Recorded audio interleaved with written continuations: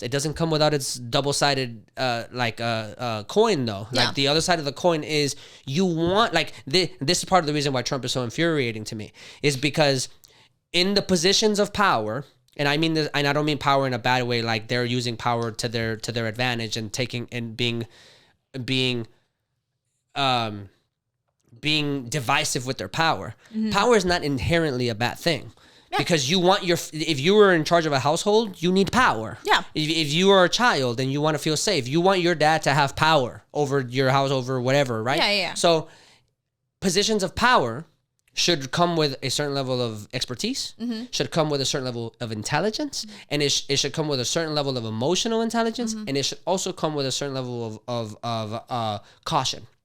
Mm-hmm. All of those things need to be the perfect mix, right? Because Trump, for example, has none of those things. Mm-hmm. By almost every metric, he is less intelligent than Barack Obama. By every single metric, he is less intelligent. And that is a problem because if you have somebody that doesn't understand anything about how the world works, the decisions that they make because you gave them power will inevitably be bad for everyone. Yeah. Period. Or you can get taken advantage of by people that could use an advantage and could use you as a pawn. Do you think that there is a certain level of like fiduciary standard that needs to be there as well? Yeah, some education. Yeah. Like you need to be like fiduciary by like because okay, maybe I'm using this based off of what I know from work, but like the fiduciary standard meaning like I have to ethically do the right thing 100%. At all the time. Yeah. Right? Like you can't buy stocks. You can't. You have to give up all your businesses. Like I think if you're going to be a public servant, you need to be a public servant. And if you want to go and make millions and millions of dollars, get out of the public servant sector. Yeah. Like you know the public sector. Period. I think you all can't of those be a things, public servant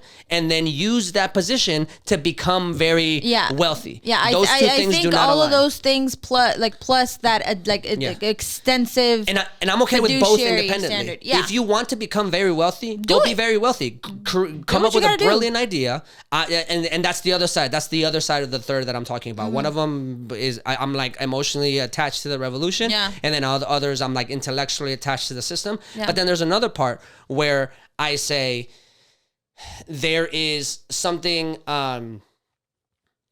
incredibly important about the idea of remind me exactly what you just said right now. Like, because it was tied to that. You were talking about fiduciary standard. Yeah, you said it fit like fiduciary. You know, the ethical, like that they should have a certain level of fiduciary standard and like the ethics that go into doing the right thing for everybody. Yeah, but I was saying something like right after you said that.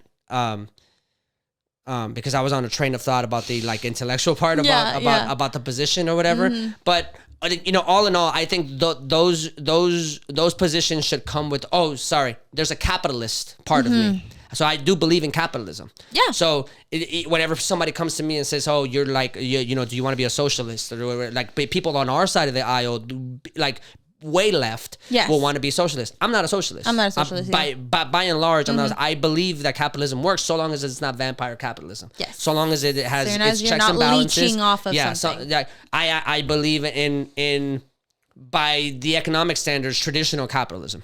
I don't believe in bailing out banks. I think if a bank fucks up, you need to let it die. I think that if an idea pops up, I don't believe in monopolies. So if Apple is trying to silence the little guy because it has a better idea or buy off their product, I don't believe in that. I think that you should let the market be actually free market. Yeah. I think that you should stop trying to influence markets because I don't give a fuck if a giant corporation dies. It's the life cycle of business, baby. Like, let's fucking go. Yeah. Right? That's how it should be. Right. And if you are financially responsible, you'll be fine. You know what I mean? Because even if your idea flops, eventually, even if you had a 10-year run and it dies out because AI came or whatever, hopefully you were responsible enough to be able to have a fail-safe and then jump into the market again. Let's go, baby. That's how I feel like when you look at it through the capitalistic point of view, that's how capitalism started and how it was originated here in the United States, which is why, to a certain extent, which is why I feel, of course, it was built off the back of literal slaves. Right. So the idea. That's why I said kind of, and it's also just in the abstract. Yeah, in theory, free market capitalism was an idea that they strived for, but they never when they were got. Trying to do that, which they never did perfectly well. But like for instance, if you were to kind of take it out of that context, and here in the United States, right? But you think of people like, you think of people like Ford, right? Sure. You think of the fact that they said, well, we're going to start with wagons, dog, and then we're going to move up to this kind of tiny little vehicle. But that's not what they said. I know. But like, let's in theory pretend that not Ford, but another automotive company, right, decided that that's how they were going to go about their business, sure. right? When things started changing in society, if they had those fail safes, they should still, like you said, theoretically be able to do that. I agree with what you're saying. Yeah. And at the end of the day, I feel like that is where it got the waters got real muddy. Well, that's where the vampire comes in. That's where they got real muddy afterwards. Because now after the 2008 financial crisis, all these big banks said, "Oh, we fucked up with these mortgage lenders and we fucked up with these things. So can we please have a little safety and have a bailout? Because without us, you're gonna fail." Yeah. Be like, okay, let's fucking go then. There's another bank. There's be another bank. You fucked up. You need to go to jail. You need to get retribution. You need to have a public apology. You need to go do this because the government is not there to supply big businesses with a way out. It's supposed to be there as a voice for the majority of people. Of the people, yeah. Right. And I think me, like I said, like we were talking about right now, is like I'm not necessarily a socialist, really. I mean, I'm a democratic socialist. I'm a democratic socialist, but I'm not somebody who believes in that necessarily. That there is a way to be able to do all of that effectively. Well, I want to go on the record to be clear: democratic socialism is not socialism. No, socialism is. The workers control the means of production. Yes. Mm-hmm. And there is no bosses. And democratic socialism means that there are social safety nets in a capitalistic structure that fight for groups of people. I think something that, like, for instance, like all our politicians right now, they're doing two things. They're trying to pioneer and or say these things to people to try and get them to want to go out and vote, right? Which is you're taking the Gavin Newsom side and you're like, okay, we should essentially separate like the politics, right? And then also kind of a little bit separate capitalism from that, but not too much, just a little bit, so you're aware that there is a bit of a working effort to move them away from each other, right? Then there's the other one, James, that's like, well, yeah, we should do the religion and that's what's the real problem in the society. It's like, no, I think there should be a legit separation between church, state, and capitalism. There needs to be a very clear distinction. Well, capitalism is an economic structure. The politics is a governmental structure. Yes, so our Republican federalist structure, our democratic structure here has been infiltrated and seeped really deep into capitalistic ties. Lobbyists, 100%. All they do. There's money there, that's all they're working for, right? Yeah.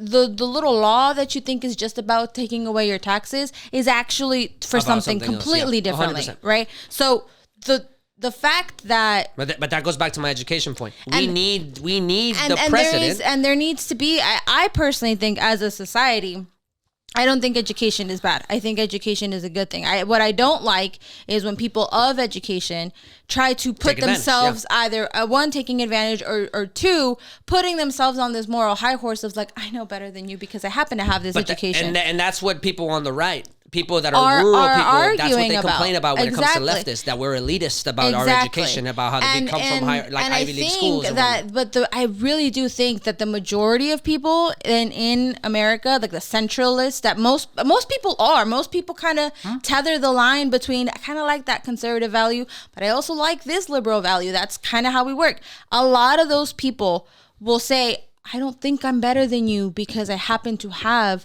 some college education or some more professional education, right? All I'm trying to do is work for the same thing. Make sure you get your bills paid and make sure that motherfucker isn't trying to leech off your money. But this is why it goes back to the point that because you asked specifically if I thought that if there was ever a way for us to see that kind of progress, and that's where in our lifetime, and that's where my 3-pronged tug of war comes in. Because a revolution would be handy if people could continue being on some fuck shit, and then there's a whole bunch of other bullshit that's happening, right? Yeah. But my tug of war is. You got those three tug of wars that you're just that's part of my 3 tug of wars, and that's why I think that the current structure, it doesn't work, or not that it doesn't work, but like say the president, for example, like there's nothing wrong with saying that the president needs to be intelligent. So whenever somebody says, "Oh, I need to be part of the working class," if you're trying to do that, if you're trying to run the whole country, you really should be intelligent. You should be held to the highest standard. You should be held to the absolute highest standard in the United States 100%. Ever, and that goes to every country as well. Like that doesn't just apply to us. Correct. The problem is that because it's a popularity contest. Yeah. What people say is, I want to relate, right? And I want to. I want to relate to the working class person. I want to relate to the working class, and in my mind, logically speaking, I'm like, that is the worst recipe. I don't know that much about certain things. I don't want somebody in a position of power that can affect the world with only my knowledge. Yeah.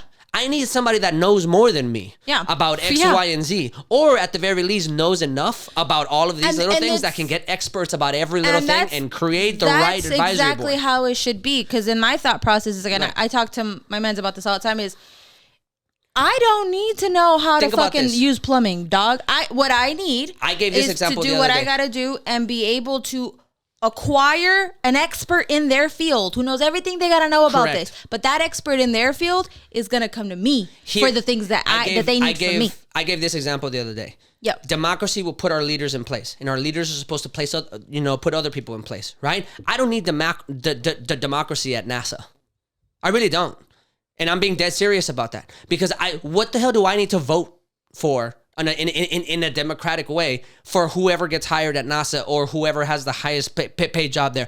I need the most intelligent people to be at NASA. Yeah. And the only people that know those people and where to find them are the people at NASA that already know what to do and what they're looking for. I don't need Joe the plumber to vote for what the fuck is happening at NASA.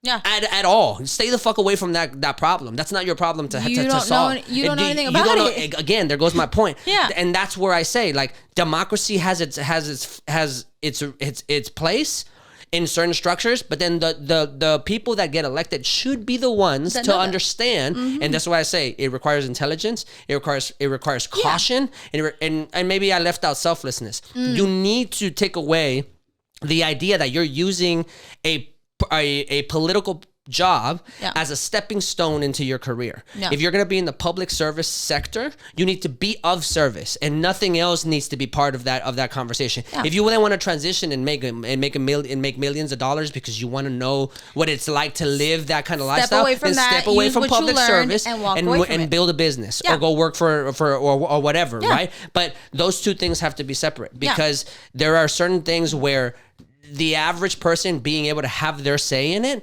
is the worst thing in the world, right? Dude, what the fuck do I have to say? If I'm on a plane, to an aerospace engineer, correct. If I'm on a plane and there needs to be a vote about something, I need the best people that know what the fuck they're doing to be the ones making that decision. Because what the hell does the person that bought a $300 ticket gonna know about this? Gonna know about what the fuck is happening? No, bro, I'm trusting you. I'm trusting the pilot to take care of what you gotta take care of. And that's where the big problem that I think is part of that trifecta of that tug of war, is that a lot of the times people use politics as a stepping stone in their career, as a way to get powerful. Because they are elitist, and this is Republicans in Republicans also. Yes. Every single senator that has that is currently a senator, there's only a handful of people that started off as working class people. Most of the senators, most of the House of Representatives, most of all of the people working in high government are all highly educated people, even the Republican ones. Of course. Right? Even those Republican, like Ted Cruz went to an Ivy League school.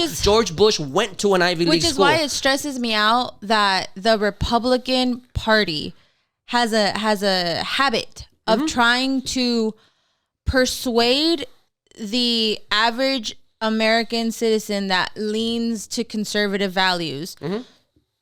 They try to make them believe and or convince them of the fact that they're the same. They're not the the same. They're not the same at all. It's the same way that when Morgan Wallen tells you that he's a working class guy with a Dodge Ram, they're not the same. No, you're not. He's flying private to every show. Exactly. We're not the same. And my thought process behind that is like, at the end of the day, being honest to your constituents and saying, look, my education level and your education level are not the same, but to create this idea that inflates their insecurity of not having the same level of education that you have or that I have or that whoever has, or even them, that they're Ivy League graduates and whatnot. Bro, me as someone who's moderately educated, because I'm not considered a highly educated person, even in my field. I'm very moderately educated and I know a little bit of something, but not enough of it around, right? I can't personally sit here and say that the person who went to that Ivy League school, whether you got in there because of your daddy's dime or not, if you finished it, however you finished it, you have a working knowledge of a system that I'm not privy to, that I will never be privy to. Yeah. Because I don't lean towards it. I'm not that it's not possible. I know a lot of people who came from our background that ended up in Ivy League schools. We saw friends of ours go to Ivy League schools. But the one thing that all of them have come back and said is, bruh, we are unprepared. We are unprepared 100%. to be in this situation 100%. because their mindsets are totally different. I'm here because I thought that this was the end all. This was supposed to be where I succeeded. Like, I made it to an Ivy League school. I graduated. Oh my God, I'm an Ivy League grad. But that's not what they were here for. They were not here to be an Ivy League grad. No, they were there to as a stepping stone for something else. They were there to meet senators. They were there to meet. Correct. To go to White House correspondence and do all this stuff and be like, oh, I know I was an intern. Or not even White House, just businesses in general. Yeah, wherever you know, like Goldman Sachs, anywhere else, right? You go there and you do that. We are not privy to that information. Yeah, the people that go to the Wharton School at Brown, they're not going to try to learn economics. They're going there so that they can talk to Diamond. Exactly. So that they can get in the room with Diamond. They're not going there to, you know what I'm saying?